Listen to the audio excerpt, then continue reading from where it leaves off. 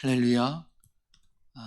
우리 말씀 보도록 하겠습니다. 오늘 주신 하나님의 말씀은 고린도전서 2장 9절과 10절, 그리고 갈라디아서 3장 13절과 14절 말씀 같이 보겠습니다. 고린도전서 2장 9절과 10절 먼저 보고요, 갈라디아서 3장 13절 14절 함께 보도록 하겠습니다. 다 찾으셨으면 우리 같이 말씀 보겠습니다.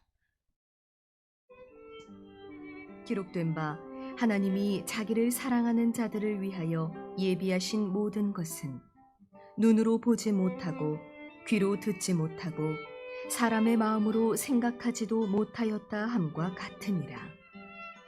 오직 하나님이 성령으로 이것을 우리에게 보이셨으니 성령은 모든 것 곧 하나님의 깊은 것까지도 통달하시느니라.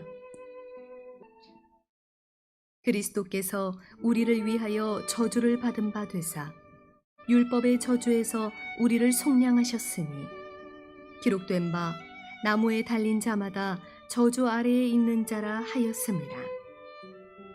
이는 그리스도 예수 안에서 아브라함의 복이 이방인에게 미치게 하고 또 우리로 하여금 믿음으로 말미암아 성령의 약속을 받게 하려 함이라. 아멘. 오늘은 성령과 믿음에 대한 관계를 우리가 같이 살펴보면서 함께 은혜 받는 시간 되기를 원합니다.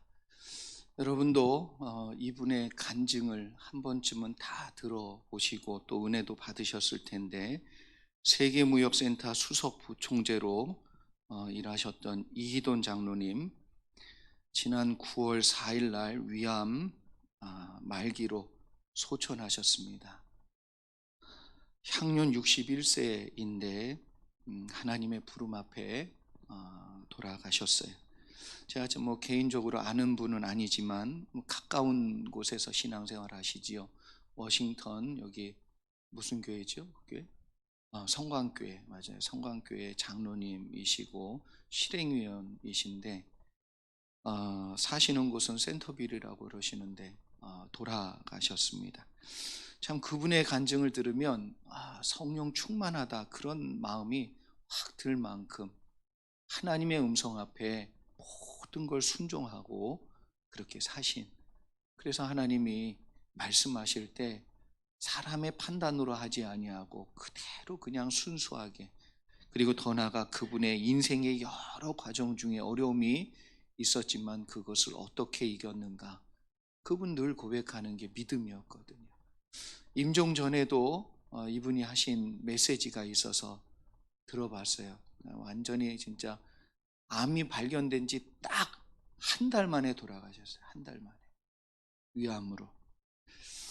참 그분이 고백하면서 예수밖에 없다, 그 얘기를 남기고 갔어요. 예수밖에 없다. 자신의 인생을 되돌아보니까 예수님밖에 없더라. 참 하나님이 귀하게 쓰는 사람인데도 불구하고 하나님이 때가 되면 부르신다는 거죠. 예외가 없다는 거, 누구도 예외가 없다는 거. 그래서 믿음으로 산다는 것이 참 귀하고, 이분이 믿음으로 살았기 때문에 하나님의 귀한 열매들이 나타났어요. 성경에서도 믿음이란 단어를 보면 구체적으로 표현되기 시작한 그러한 시작이 창세기 12장에 나오는 아브라함부터 이제 믿음이란 얘기가 계속해서 나오기 시작합니다. 아브라함을 보면 우리가 참 도전을 많이 받고 은혜를 참 많이 받습니다. 정말 어떻게 아들을 바치라는 그 음성 앞에 순종하고 아들을 내어놓을 수 있을까? 참 그건 우리에게 도전이 아닐 수가 없어요. 그러면서 동시에 뭐냐 하면, 아브라함을 믿음의 조상으로 삼으신 이유는 하나님께서 말씀하신 그 말씀에 절대적으로 순종할 수 있을 때 비로소 세상을 이기는 믿음이 우리 가운데 나타나고 들어와 역사하고, 그리고 성령의 놀라운 능력을, 하나님의 놀라운 능력을 체험할 수 있다는 것이지요. 이 놀라운 역사를 이룬 아브라함의 신앙의 그 뿌리, 그 기초를 우리가 하나하나 따라가 보면 아브라함이 하나님의 그 말씀을 믿었다가 시작이라는 것을 알 수 있습니다.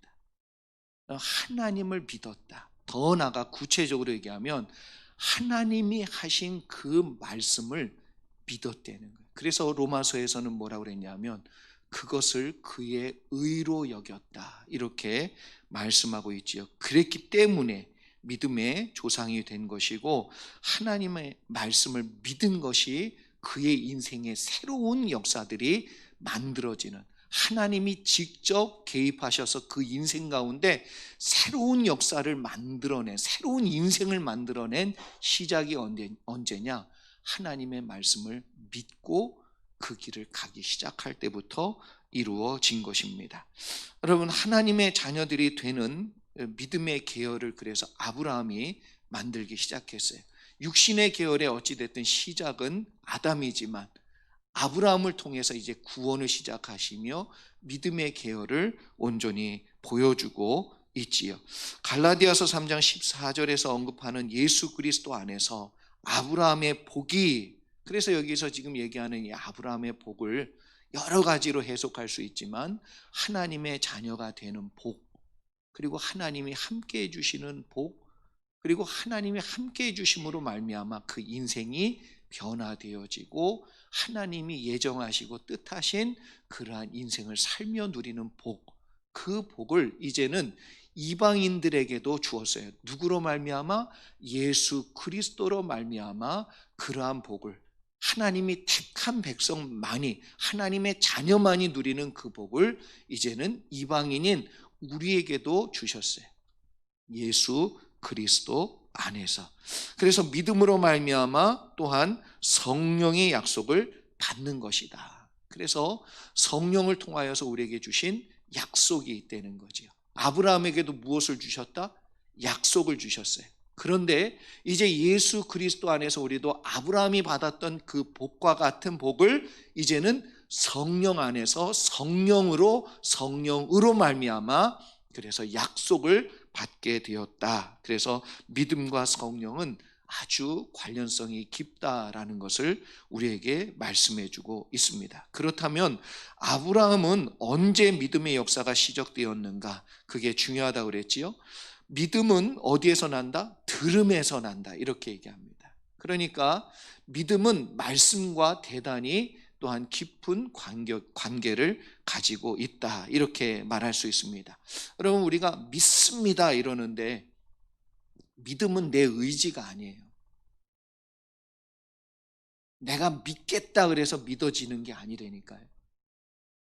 무엇이 먼저 와야 되냐면 하나님의 말씀이 나에게 임할 때, 아브라함처럼 하나님의 말씀을 내가 믿는 거지, 내가 그냥 무조건 믿습니다 그래서 내 믿음이 확고하게 세워지고 견고하게 세워지는 게 아니라는 것이지요. 믿음은 우리가 믿으려고 하는 의지가 아니라 하나님이 아브라함에게 말씀을 주신 것과 똑같이 하나님의 말씀이 나에게 주어질 때 그것을 붙드는 것, 그것을 온전히 의지하는 것, 그것이 믿음이라는 것을 말해주고 있습니다. 말씀이 우리 안에서 믿음으로 역사하도록 성령께서요 친히 우리의 심령 가운데 아브라함의 복처럼 역사해 주시는 거예요. 그걸 하나님의 언약, 성령의 언약, 이렇게 표현했습니다. 그래서 믿음은 성령이 주시는 은혜고, 그리고 약속이에요. 약속. 이것을 더 분명하게 설명해 주는 비유가 있습니다. 그게 뭐냐면 예수님이 직접 하신 내용이죠. 여러분, 구원에 있어서 구원이 헷갈리다 그러면 하나님이 정말 구원을 어떻게 이루어가는지를 알려면 여러분이 꼭 탕자의 비유를 여러 번 읽으세요. 예수님이 직접 얘기하신 구원의 가장 중요한 요소를 다 담은 비유예요. 그런데 여기 지금 우리에게 또 믿음, 언약에 대해서 얘기해 주시는 중요한 예수님의 비유가 또 하나 있는데 그게 뭐냐면 마태복음 13장에 나오는 말씀이지요. 비유입니다. 이 비유가 뭐냐면 씨 뿌리는 자의 비유예요. 그래서 믿음과 말씀의 관계, 그리고 성령과 믿음의 관계를 아주 잘 설명해 주고 있습니다. 씨 뿌리는 자의 비유에 중요한 단어가 있습니다. 그걸 우리가 먼저 알아야만 이 말씀이 쉽게 풀어지고 또 해석이 되어집니다. 참 요즘 이상하게도 제가 이거 그래서 말씀 준비하다가 저도 이제 자료들을 이제 살펴보고 인터넷을 이렇게 봤어요. 깜짝 놀랐습니다. 어디서 진짜 듣도 보도 못한, 진짜 어디서 공부를 했는지 참 놀랍게도 뭐 이스라엘의 지형 얘기하고 막 이러는데 해석은 뭐냐? 자기 마음대로 해석했어요. 그래서 저는 제가 뭐 그게 맞았다 틀렸다를 떠나서 여러분 우리는 말씀대로 믿으면 돼요. 네. 그 사람이 뭐 어디 독일 무슨 어디를 나왔든 상관없어요. 칼바르트가 우리를 구원하는 게 아니고 몰트만이 우리를 구원하지 않아요. 하나님 말씀대로 여러분 믿으시기를 바랍니다. 이건 분명해요. 이건 하나님 말씀대로 내가 했습니다. 뭐 어떤 목사가 얘기하고 어떤 신학자가 얘기하고 다 소용없어요. 하나님 말씀이 아니면 아무 의미가 없는 걸 여러분이 분명히 알기를 바랍니다. 저도 끝까지 제가 하고 싶은 건 말씀 그대로 잘 연구해서 말씀 그대로 전하기를 원하고 하나님 앞에 가서 얼마나 잘 전해서 사람들이 얼마나 내 설교를 많이 들었느냐가 문제가 아니라 주님이 나에게 해주신 말씀 그대로 내가 믿고 얼마나 전했느냐. 그게 나는 맞다고 봐요. 나한테 1달란트 줬는데 난 10달란트 가질 필요도 없고 욕심도 안 나고 하나에 하나. 그냥 주신 대로 충성하고 봉사하는 것밖에 없다 생각합니다. 보니까 예수님의 말씀하신 이 씨와 밭에 대한 비유를 엉뚱하게 해가지고 제가 깜짝 놀랐어요. 그래서 여러분 하나님의 말씀대로 믿으시기를 바랍니다. 19절 말씀을 세번역 성경으로 제가 읽어드리지요. 누구든지 마태복음 13장 19절입니다. 누구든지 하늘나라를 두고 하는 말씀을 듣고도 깨닫지 못하면 악한 자가 와서 그 마음에 뿌려진 것을 빼앗아 간다. 길가에 뿌린 씨는 그런 사람을 두고 하는 말이다. 이건 예수님이 씨 뿌리는 자에 대한 비유를 설명해 줄 때 길가에 대한 설명을 첫 번째 해 주시면서 이야기하신 거지요. 그렇다면 여기서 씨를 뭐라고 표현했냐 하면 말씀이다 이렇게 얘기했어요. 그리고 어디에다 뿌렸다? 마음에다가. 그래서 여러분 밭은 마음을 얘기하는 거예요. 깜짝 놀랐어요. 마음이 아니다 이렇게 풀어가지고 해석을 하는데 내가 깜짝 놀랐다니까요. 근데 성경엔 분명히 하늘나라를 두고 하는 말씀을 듣고도, 그러니까 하나님이 말씀을 씨로 표현했다 이렇게 얘기한 거죠, 예수님께서. 그래서 악한 자가 와서, 깨닫지 못하며 악한 자가 와서 그 마음에 뿌려진 것을 빼앗아 간다. 그래서 마음에 뿌려진 것을 뺏어 가는데, 그러면 길가와 같은 마음은 뭐예요? 깨닫지 못하는 거예요. 깨닫지 못하는 게 받아들여지지 않는 거죠. 깨달아지지 않는 거죠. 그래서 여러분 각각의 마음에 이러한 씨들이, 말씀의 씨들이 뿌려진다라는 비유입니다. 한 가지 중요한 것은 말씀이 뿌려진 곳에 여러분 믿음의 새싹이 나오려면 중요한 것이 있어요. 땅에 뿌려졌다고 그래서 다 새싹이 나오는 게 아니라는 거예요. 어떤 땅이냐가 대단히 중요하다는 거예요. 그러면 보세요. 어떤 마음이냐가 정말 중요하다는 거예요. 반대로 아무거나 또한 뿌린다고 땅에서 나지 않아요. 콩 심은 데는 콩 나고, 팥 심은 데는 팥 나고, 말씀이 심은 데는 믿음이 나요. 말씀을 심어야 나오는 게 뭐냐면 믿음이에요. 그러면 여러분 생각을 해보세요. 돌을 심었어요. 씨보다 100배는 큰 돌을 심었어. 크기로 따지면 그건 훨씬 더 커요. 그런데 아무것도 안 나와요.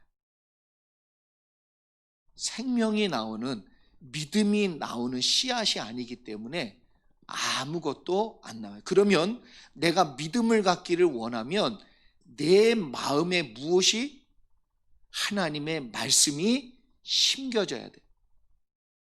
뿌려질 때 뿌리가 내려져야 돼요.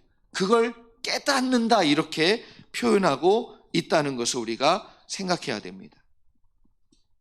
여기서 우리가 중요한 원리를 한 가지 발견하는데, 믿음이라는 새싹은 오직 마음에 심어야만, 말씀을 마음에 심어야만 생명, 믿음이라는 생명이 나오기 시작한다는 거지요. 말씀을 받아 드리는 것, 그것이 뭐냐면 믿음이 역사하는 시작이에요. 네. 그런데 또 한 가지 중요한 것 얘기하는데, 마음이 어떤 종류의 마음이냐에 따라서 믿음이 나오기도 하고 안 나오기도 해요. 여러분, 이걸 잘 아셔야 돼요. 교회에 30년 다녀오면 뭐예요? 30년 동안 마음의 밭은 깨닫지 못하는 길가와 같으면 30년 동안 씨는 뿌렸는데 믿음의 싹은 한 번 안 나는 거예요.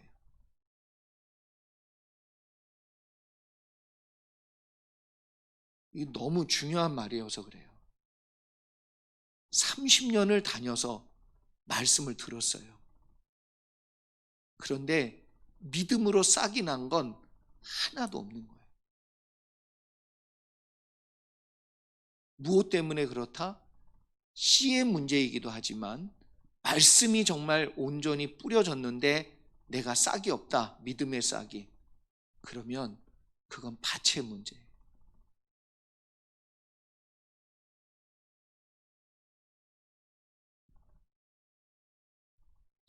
똑같은 말씀인데 그 말씀이 뿌려질 때 어떤 마음은 믿음이라는 싹이 나는데 어떤 마음은 아무것도 일어나지 않아요.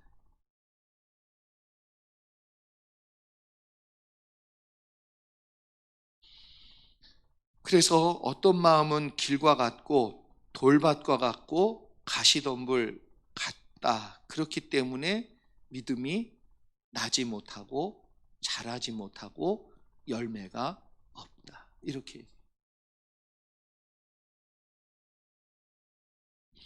예수님께서 이것을 명확하게 설명해 주셨는데, 여러분, 주님이 주신 말씀하시는 내용을 사람들이 이렇게 들었어요. 거기 수많은 사람들이 들었을 거 아니에요. 그런데 어떤 사람은 옥토와 같아서 듣고 100배로 결실을 하는 거예요. 몇 배? 말씀을 자세히 보면 하나님께서, 예수님께서 결실에 대한 얘기를 시작하시면서 100배, 60배, 30배.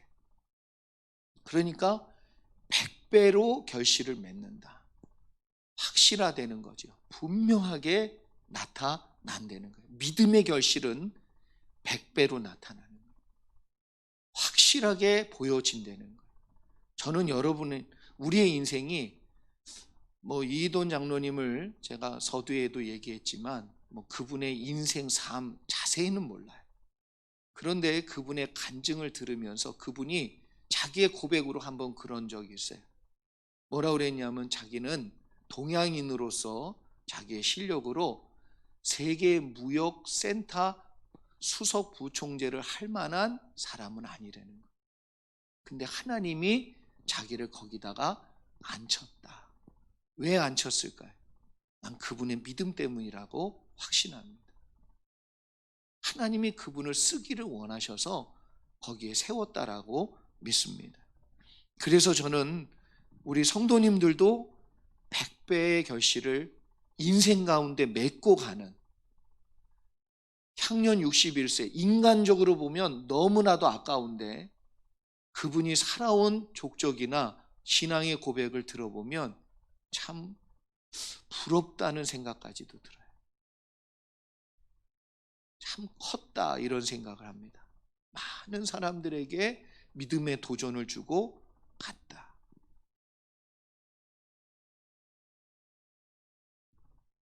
그래서 예수님은 이 비유에 대해서 각 마음의 상태를 이야기할 때에 그 열매 맺지 못하는 결실이 없는 밭을 얘기할 때 첫 번째는 길가이지요.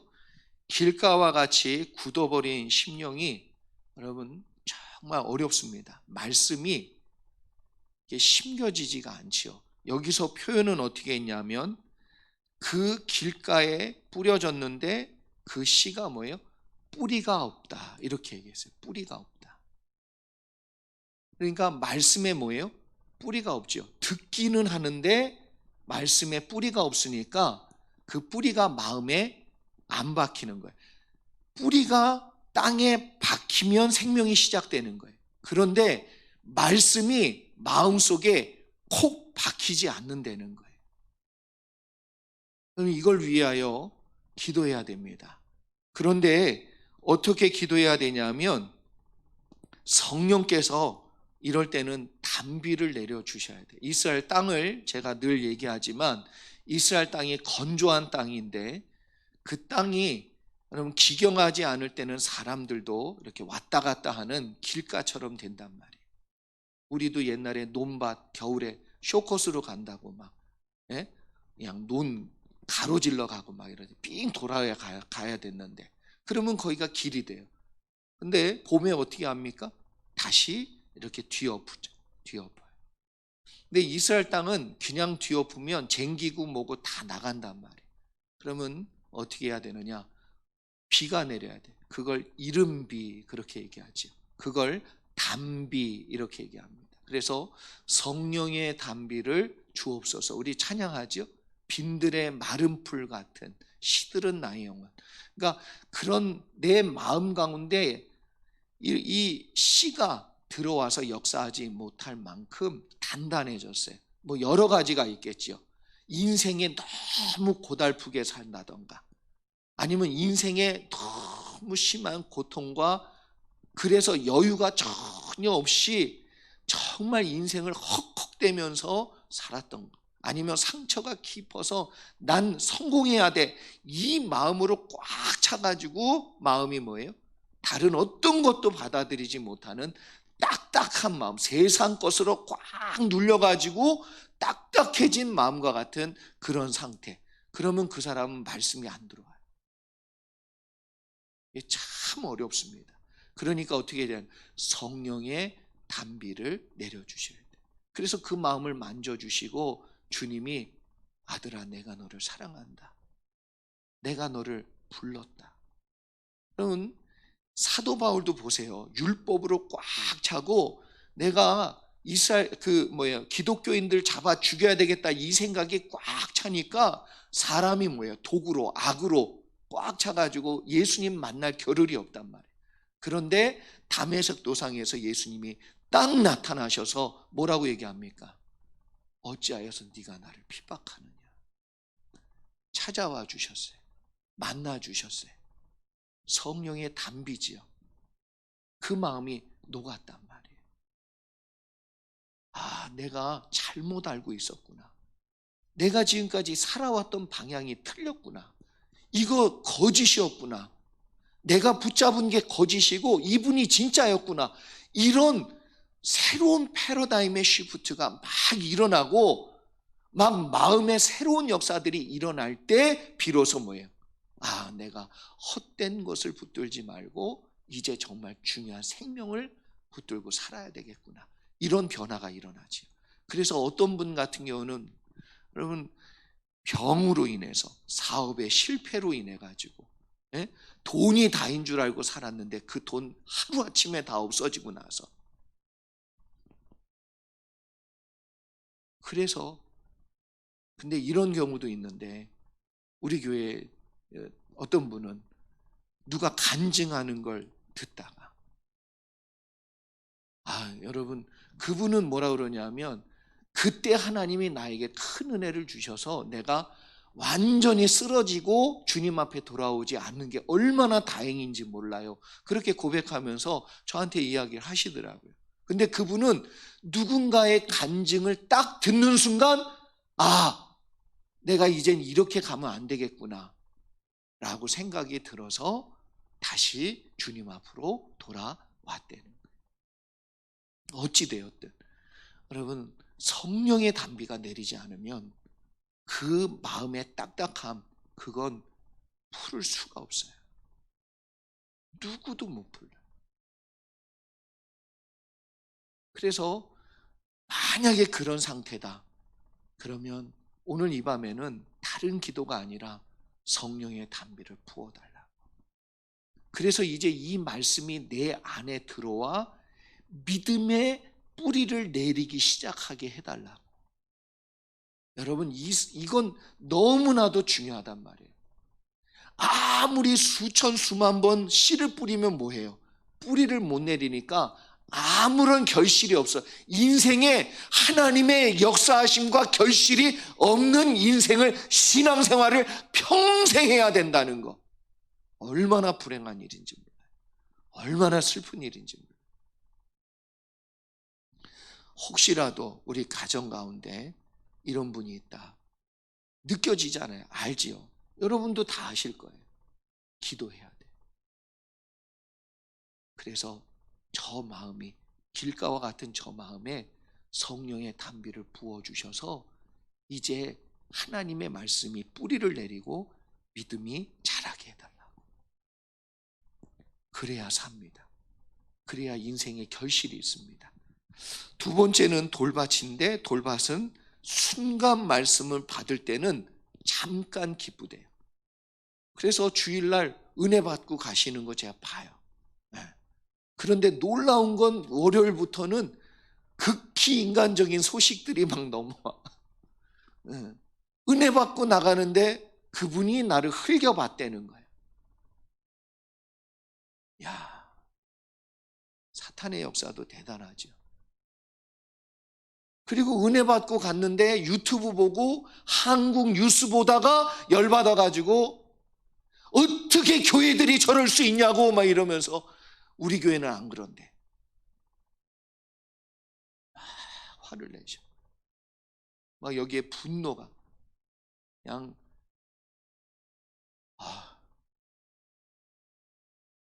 여러분, 돌밭은 그래서 말씀을 받을 때는 잠깐 기쁘지요. 그런데 말씀에 무엇이 없다? 뿌리가 없어서 오래 가지 못하고 환난과 어려움이 오면 금방 시들어져 버린다.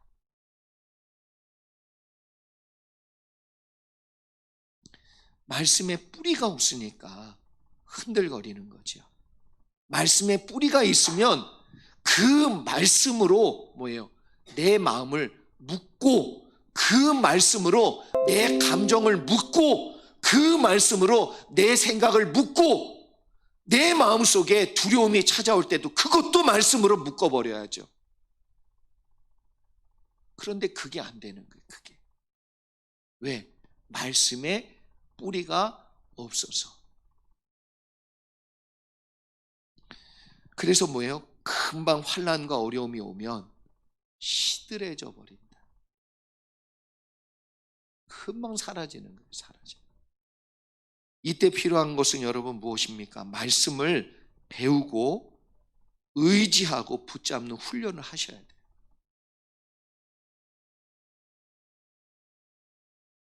돌밭을, 돌을 치워야 된다는 해석도 많이 하는데 아닌 것 같아요. 그 밭은 어쩔 수 없어. 그게 없어지진 않더라고요. 그런 사람들을 자꾸 어떻게 해요? 그럼에도 불구하고 그게 자꾸 나와야 어떻게 되냐면 그 땅 속에 있는 돌들이 바깥으로 나올 거 아니에요. 하나님의 말씀을 배우고요, 하나님 말씀을 의지하고 붙드는 훈련을 하시길 바랍니다. 그래서 말씀이 성령 안에서 자꾸 뭐예요? 깨달아지고 경험되셔야 돼요. 그래야만 돌밭을 이깁니다. 돌밭을 옥토와 같이 바꾸는 거는 성령이 하셔야 돼요. 성령. 목사도 못하고 아무도 못해요. 그 돌 건드렸다가는 풀 건들면 바로 교회 나가요. 누구도 건들지 말고 성령이 건드시게 놔둬요. 하나님이 건드리게 놔두세요. 아멘. 뭐 그게 있는데 그걸 그냥 내가 내 돌이나 치워요. 내 돌이나. 내 거나. 그래서 여러분, 돌밭은 말씀의 뿌리가 약하구나. 그래서 여기 지금 환난과 어려움이 오면 말씀의 뿌리가 없으니까 그 순간엔 아멘. 그래, 맞아. 저렇게 살아야지. 근데 누가 나가면서 흘겨봤어?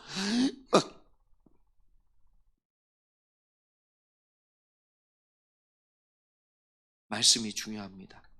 세 번째는 가시덤불인데, 가시덤불이 있는 밭은 말씀을 듣기는 하지만 무엇이 세상의 염려와 재물의 유혹이 말씀을 막아서, 여기는 중요한 말이 나와요. 열매를 맺지 못한다. 말씀의 뿌리는 있어요. 살아있어. 그런데 무엇까지 가지 못한다?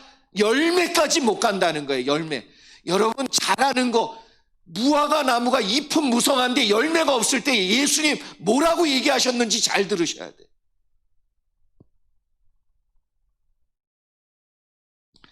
열매가 없대요. 열매가. 무엇 때문에 그렇습니까? 세상의 염려, 걱정, 그리고 세상의 유혹. 여러분 요즘 한국 뉴스가 우리를 자꾸 유혹합니다. 네? 미국의 지금 사건들이 자꾸 우리를 유혹하지요. 뭐 하도록? 사람을 정죄하고 판단하는 것에 집중하도록. 이건 뭐 유혹이 뭐 음란한 것만이 유혹이다 이런 거 아니고, 여러분의 마음을 뺏는 모든 것이 다 뭐예요? 유혹이에요. 유혹.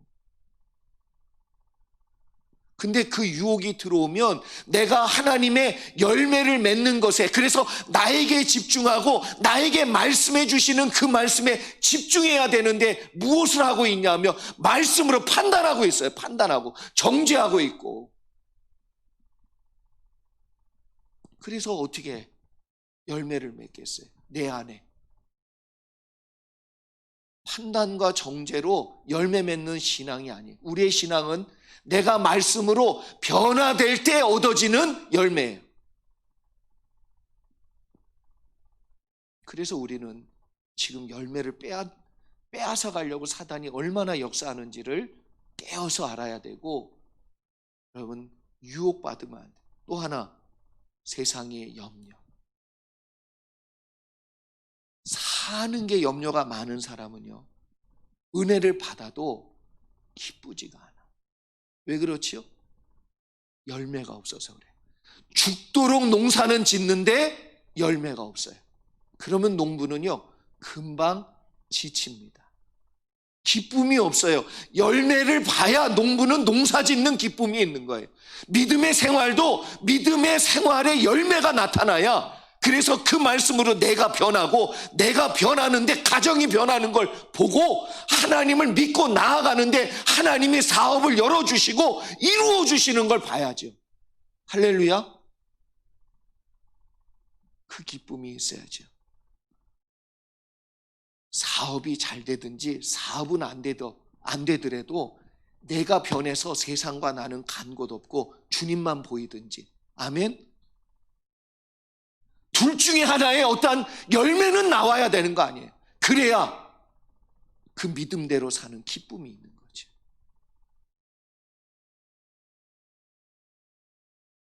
근데 가시덤불은 세상의 염려와 재물의 유혹이 말씀을 받아서 막아가지고요 열매를 맺지 못하게 하는 마음이래. 이 세 가지가 예수님이 지적하신 열매 맺지 못하는 심령이고 마음입니다. 이때 필요한 것 담대한 믿음이에요. 가시덤불을 뚫고 나가는 믿음. 염려하면 응답 없고 기도하면 응답 있다. 가시덤불 뚫고 나가는 믿음을 갖기를 축복합니다. 자꾸 훈련하셔서 믿음을 또 붙들고 말씀을 또 붙들어서 믿음으로 만들고, 그래서 하나님이 주시는 열매를 맛보기 시작하잖아요. 그러면 사람들이 왜 막 몸이 그렇게 부셔져라 힘들고 어려운데도 농사 짓는 줄 아세요? 가을에 농부들이 수확해서 돈을 딱 세시잖아요. 저희 큰아버님들 이렇게 돈을 딱 세시는데 보니까 입이 걸리셨어. 예. 너무 행복하셔서 아유 뭐 큰아버지 올해 농사 힘드셨지요? 그랬더니 많이 힘들다 그러면서 막 세셔. 이유는 딱 하나예요. 열매 때문에 그래. 저는 여러분들이 열매 없는 신앙 말고 열매가 있고 누리는 신앙 되기를 주의 이름으로 축복합니다. 그러기 위해서는 반드시 성령께서 역사해 주셔야 되는데 그 역사를 어떻게 만들어 가시느냐? 하나님의 말씀이 심령 가운데 심기어져서 믿음이라는 싹이 나와야 돼. 믿음이 자라야 돼. 믿음이 가시덤굴까지도 뚫고 나와서 열매를 맺는 그러한 믿음으로 커져야 돼. 아멘. 그러면 여러분 결실을 맺기 시작할 때 100배로. 요한복음 14장 26절에 보면 예수님은 제자들에게 분명히 뭐라고 얘기했냐면 보혜사 곧 아버지께서 내 이름으로 보내실 성령 그가 너희에게 모든 것을 가르치시고 너희에게 모든 걸 가르치시고. 그러면 성령이 우리 가운데 말씀해 주실 때 그 말씀을 받아들여야 돼. 받아들여야 돼. 길가처럼 하지 말고 받아들이셔야 돼. 영접하는 자 곧 그 이름을 믿는 자. 믿는 건 여러분 뭐 믿습니다. 의지적인 게 아니에요. 하나님의 말씀을 예수 그리스도의 음성을 받아들이는 거예요. 성령님의 음성을 받아들이는 거예요. 이돈 장로님 받아들였잖아요. 그래서 하나님이 그를 들어 쓰셨단 말이에요. 우리도 하나님이 우리를 통하여 들어 쓰기를 원하실 줄 믿습니다. 여러분이 하나님께 들림바 되고 쓰임바 됐다가 가는 인생이 돼야 돼요. 왜? 허망하지요. 90을 살았는데 그냥 길가와 같이 살았다. 무슨 의미예요? 마치 식물인간으로 오래 사는 거하고 무슨 다를 바가 없지요. 열매 맺는 삶이 되셔야 돼요. 열매를 꼭 누리는 여러분의 신앙의 삶이 되기를 축복합니다. 그래서 성령이 너에게 모든 것을 가르쳐 주신다. 그러면 우리는 뭐예요? 성령이 가르쳐 주신 대로 하나하나 순종하며 따라가면 우리의 마음에 여러분 믿음의 뿌리를 내리기 시작해요. 그래서 그 씨가 말씀이 자라기 시작합니다. 자라기. 예수님은 앞으로 제자들이 십자가 위에 달리신 예수님을 이제 배반하고 도망갈 것도 다 알고 부활하신 예수님께서 찾아오셔서 베드로한테도 너 나 사랑하냐 물어보시고 나서 그들을 회복시키시고 하늘로 승천하시며 뭐라 그랬냐면 성령이 너에게 임하시면 너희가 권능, 두나미스, 능력을 받는다. 그렇게 예수님께서 3년 반 동안 내내 얘기한 말씀이 그때는 기억이 안 나고 그때는 능력이 아니고 그때는 체험되어지지 않았던 게 언제부터? 성령이 와가지고 역사하기 시작할 때부터 그 말이 무슨 말인지 알고 깨닫기 시작했고 그 말씀에 가슴을 찌르기 시작했고 그 말씀에 내가 반응하기 시작했다는 거예요. 제자들이. 그래서 예수님 이걸 얘기하고 있어요.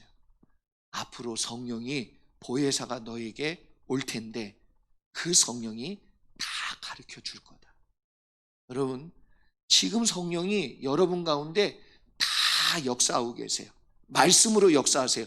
왜 역사하고 계십니까? 우리 속에 믿음, 그 믿음이 뿌리 내리고 자라서 열매 맺게 만들어 주기 위해서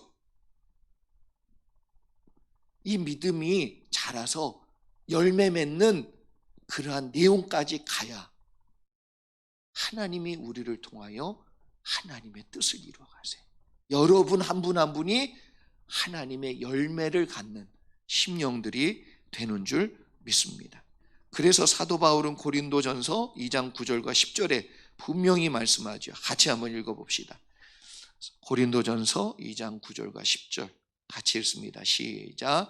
기록된 바 하나님이 자기를 사랑하는 자들을 위하여 예비하신 모든 것을 눈으로 보지 못하고 귀로 듣지 못하고 사람의 마음으로 생각지도 못하였다 함과 같으니라. 오직 하나님이 성령으로 이것을 우리에게 보이셨으니 성령은 모든 것 곧 하나님의 깊은 것까지도 통달하시느니라. 아멘. 우리가 듣도 보도 못한 걸 이제 보여주시고 역사해 주시고. 아멘.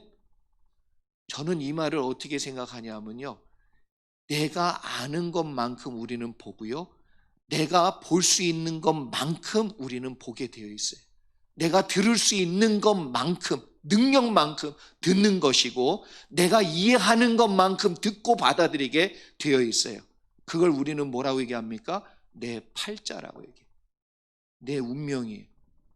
귀가 안 들리는 사람은 아무리 얘기해줘도 안 들려요. 이해력이 떨어지는 사람은 아무리 말해줘도 이해력이 붙지 않는 이상은 알아들을 수가 없어요. 그런데 내가 듣도 보도 못한 그것을 하나님이 역사하셔서 만들어가기 시작해요. 들리지도 않는데 들리도록 역사해 주신다는 거예요. 내가 봐도 뭔지 모르는데 보면 알게 역사해 주신다는 거예요. 그러면 내가 이해도 안 되는 것이 이해가 되고 보지도 못했던 것이 보여지기 시작하면, 그럼 우리는 다른 인생을 살게 될 줄 믿습니다.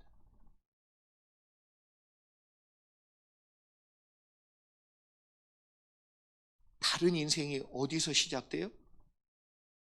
성령의 역사로 시작돼요. 결국 우리가 분명히 알아야 되는 것은 갈라디아서 3장 14절 말씀처럼 이제 우리도 예수 그리스도 안에서 아브라함처럼 복을 받아야 돼. 할렐루야.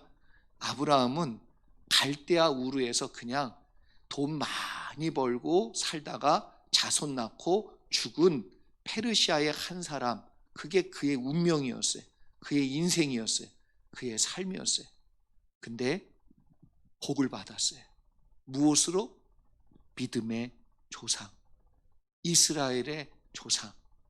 그의 인생이 달라지고 그의 운명이 달라지고 그를 듣도 보도 못한 길로 인도하시면서 그는 상상조차도 하지 못한 자신의 인생의 내용을 하나님이 믿음으로, 꿈으로 주셨어요. 저는 미국에 온 것이 하나님의 뜻이었다, 이렇게 지금도 믿고 있어요. 여러분은 어떻습니까? 팔자입니까? 하나님이 여러분에게는 어떤 뜻이 계십니까?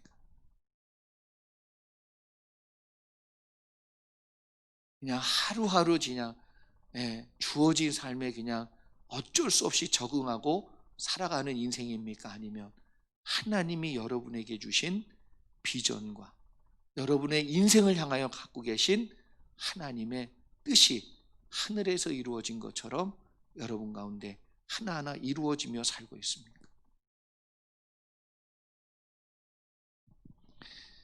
그래서 여러분, 우리는 아브라함처럼 언약의 말씀을 믿음으로써 말미암아 성령께서 주시는 이 영원한 약속, 하나님의 약속을 받고 누리고 살아야 될 줄 믿습니다.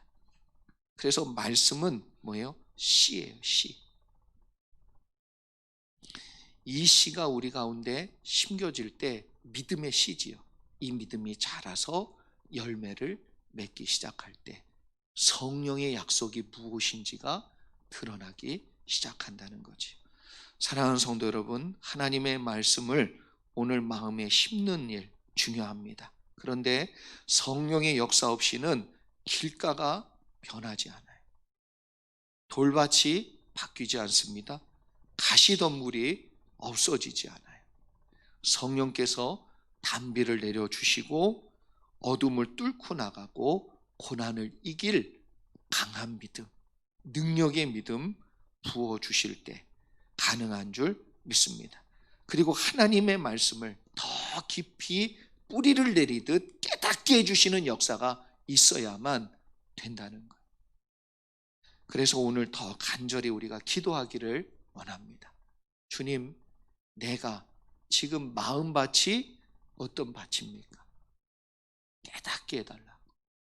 그리고 지금 하나님이 나에게 해주실 말씀이 있거든 그 음성을 듣기를 원하고, 그래서 자라서 열매를 맺는 그런 옥토와 같은, 그래서 옥토에서 자란 그런 믿음의 귀한 나무처럼 그런 열매가 우리의 인생, 내 인생 가운데 있기를 원합니다. 여러분 꼭 기도하세요. 그래서 예수님은 씨 뿌리는 자의 비유를 통해 마지막으로 옥토와 같은 마음을 말씀하시면서 이 말씀을 잘 받고 그 은혜를 누린 사람의 결과가 뭐냐면 열매.